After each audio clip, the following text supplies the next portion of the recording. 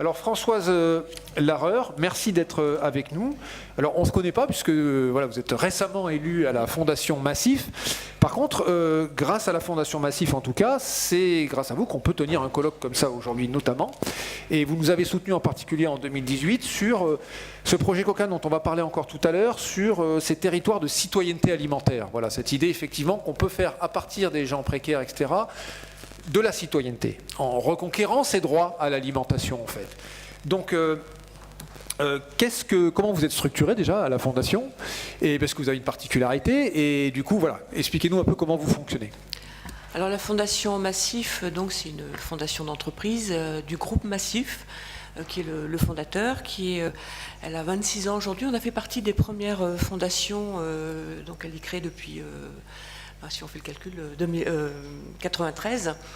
Et nous sommes structurés en région, puisque nous avons 10 délégations régionales, et ces délégations régionales qui instruisent, réfléchissent, mettent du réseau au niveau des régions et instruisent un certain nombre de projets qui sont autour de notre métier de mutuelle d'assurance automobile, en priorité, enfin, santé et finances, autour de la mobilité, de la santé, de l'habitat et de la finance solidaire.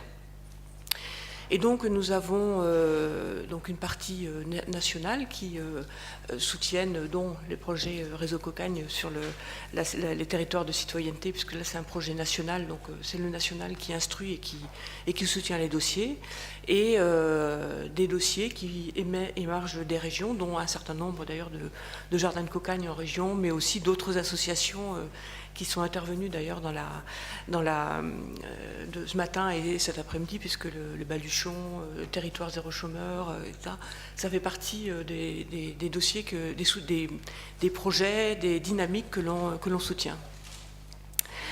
Je ne dis pas dispositif parce qu'il y a pas territoire zéro chômeur.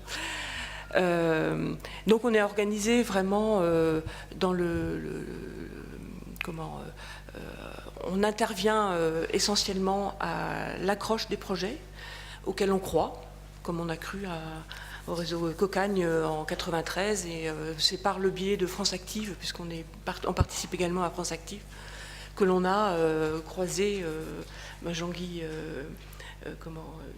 Henkel, voilà, Jean-Guy Henkel, enfin c'est pas moi à l'époque, mais Alain Philippe à l'époque a croisé Jean-Guy Henkel, et puis voilà, depuis on a cru à ce projet de jardin de réseau de Cocagne, et depuis on soutient, on accompagne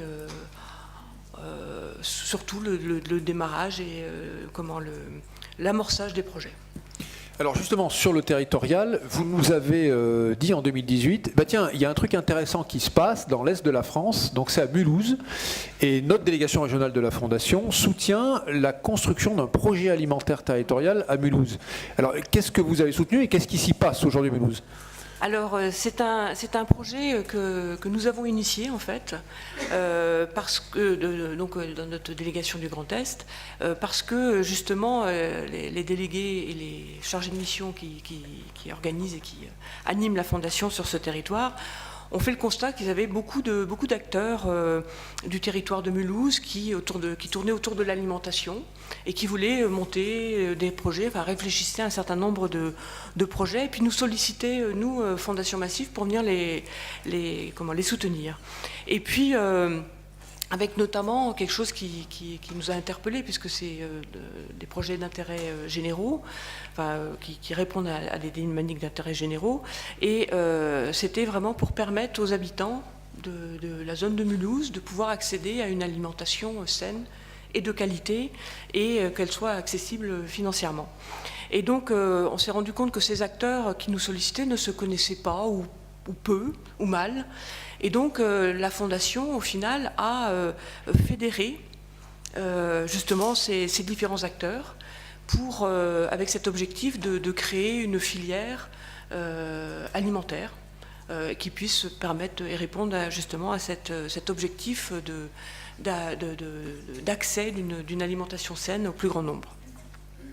Et donc, c'est de là qu'est né ce projet de projet d'alimentation territoriale,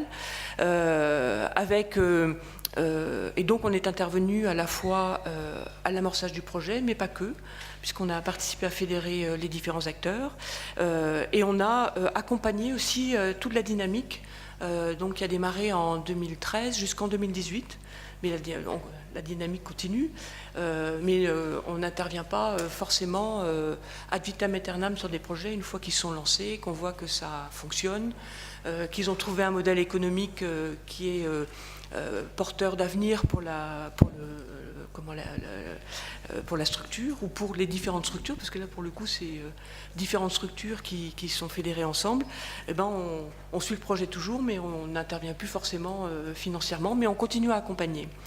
Et donc c'est vraiment un très gros projet là pour le coup qui est inscrit dans le temps, auquel la collectivité territoriale Mulhouse Agglo-Alsace s'est raccrochée, est venue s'y intégrer, avec justement cette volonté de promouvoir des circuits alimentaires de proximité, accessibles à tous, et qui respectent l'environnement, qui puissent aussi améliorer l'agriculture biologique, etc., de produits biologiques.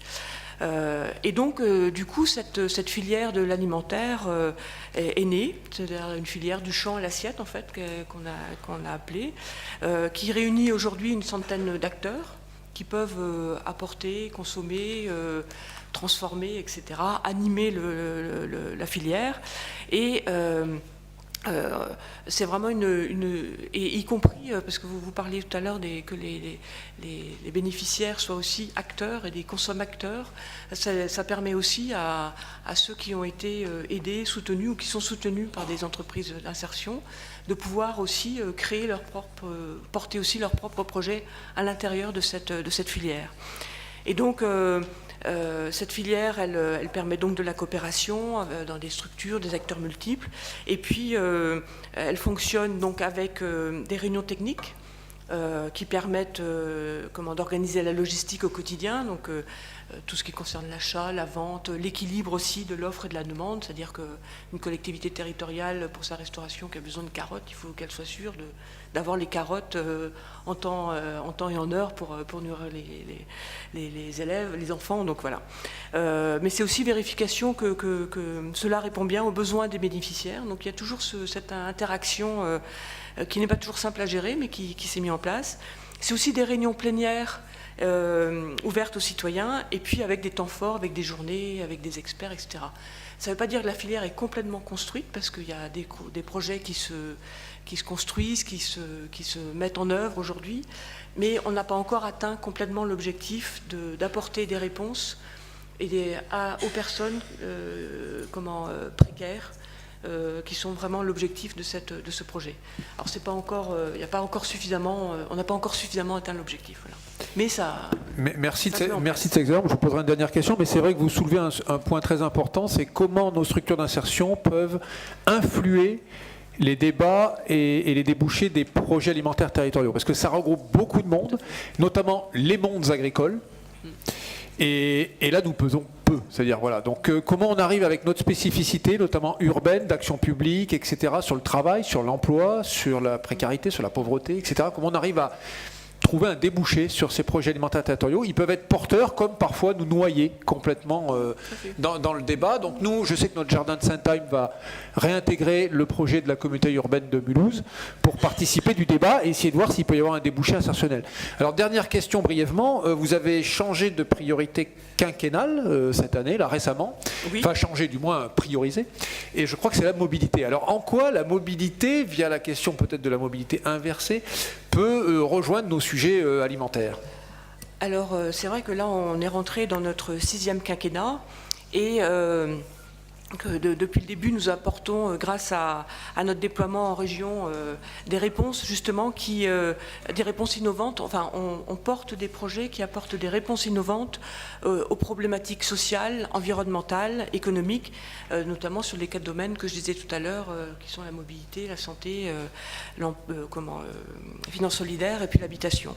Et donc c'est vrai qu'on a à travers ça un réseau de partenaires qui est assez important. pas réseau Cocagne, mais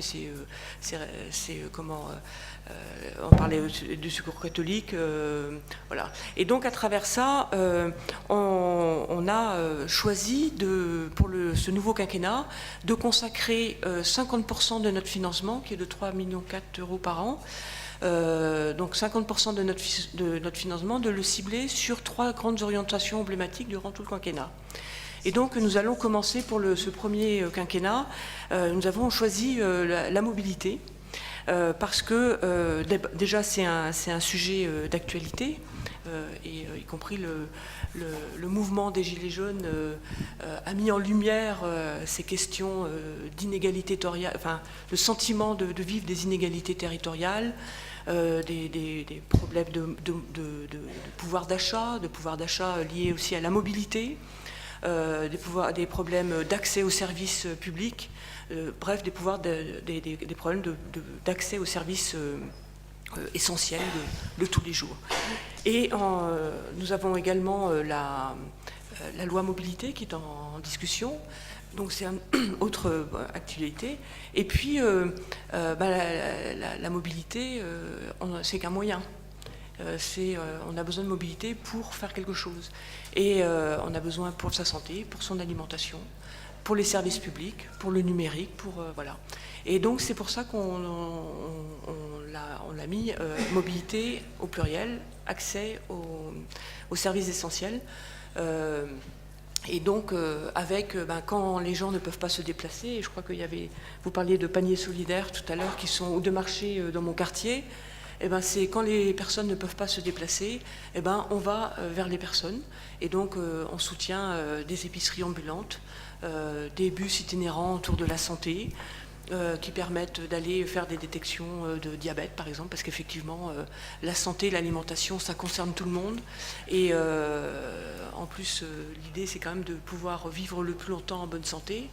Or, vous parlez des thèmes, des études qui sont faites aujourd'hui où on vit de moins en moins, on vit toujours de plus en plus, on vit de plus en plus longtemps, mais on vit moins bien en santé. Depuis 2 ans, ça diminue. Et donc, la mobilité pour donner accès au plus grand monde à une meilleure alimentation saine, accès à des soins de qualité. Voilà.